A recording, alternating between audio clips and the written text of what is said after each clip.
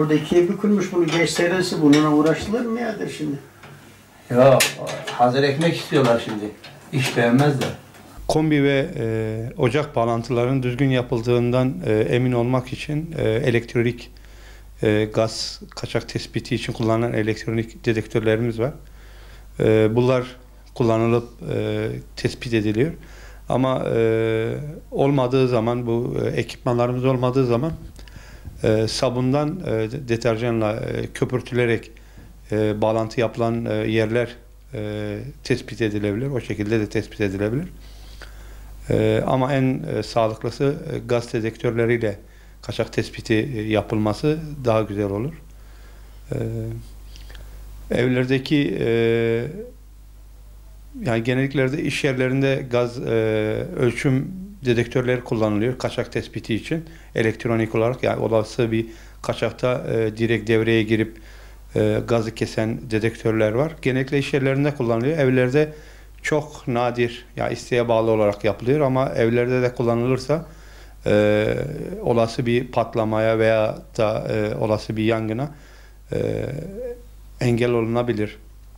Bu dedektörler direkt saatle bağlantılı olduğu için direkt otomatikmen gazı kesiyor.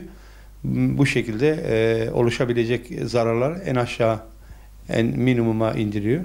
Doğalgaz patlamaları genellikle yani şu ana kadar gidip çalıştığımız yerlerde gördüğümüz kullanılan malzeme genellikle ucuza kaçılıp kalorifer borusu kullanılıyor. Doğru düzgün doğalgaz ekipmanları yani pahalı olduğu için millet daha ucuza kaçıp kalorifer malzemesi kullanıyor. Kalorifer malzemesi de doğalgazın kendi ekipmanları kadar kullanışlı olmadığı için ister istemez bazen fazla sıkmaktan veyahut da darbelerden ufak ufak gaz kaçaklarına sebep olabiliyor.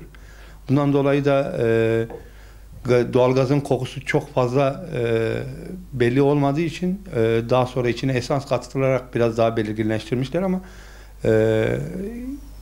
çok yüksek bir kaçak olmadığı sürece evlerde şey yapılamıyor, tespit edilemiyor.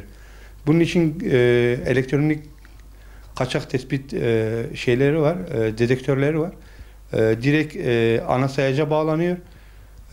En ufak bir kaçakta zaten devreye girip ana sayacı kendi otomatikmen kapatıyor. Bu şekilde de patlamaların önüne geçilebilir.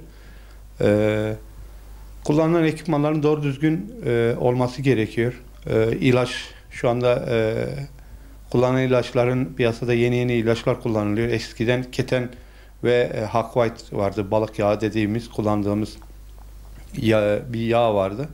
Şu anda onlar keten de kalktı. Hak White da, Loxil diye bir ilaç var. Ondan kullanılıyor. O biraz daha kuvvetli bir ilaç. Kaçakların bayağı bir önüne geçilebiliyor ama kullanılan doğal gaz boruları mümkün olduğunca yani iyi değerlendirilip kullanılması lazım. Çoğu yerde gördüğümüz, yani gittiğimiz çoğu yerde hala eski tip kalorifer boruları kullanılıyor. Bu da oluşabilecek patlamalara neden olabilir. En aza indirebilmek için kullanılan dediğim gibi sayaçla bağlantılı gaz kaçak elektronik olarak gaz kaçak dedektörleri var. Yani hem ocağın hem de kombinin bulunduğu yerlere yukarıdan aşağı sarkıtılarak bağlantısı gerçekleşiyor.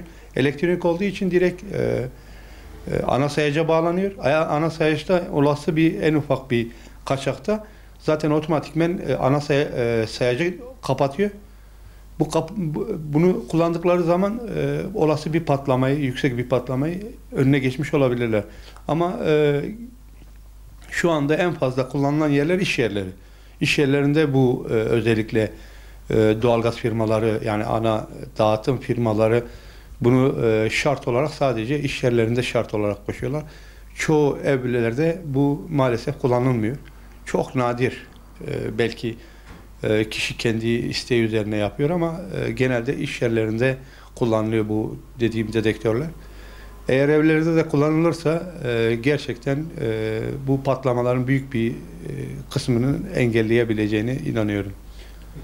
Yani kullanılan ekipmanları doğru bir şekilde, yani şu anda piyasada da her şeyin ucuzuna kaçıp daha fazla kar edeyim mantığıyla ilerlediğimiz zaman hem kendimize zarar veriyoruz, hem de yaptığımız işin yani karşı tarafa zararları çok büyük oluyor.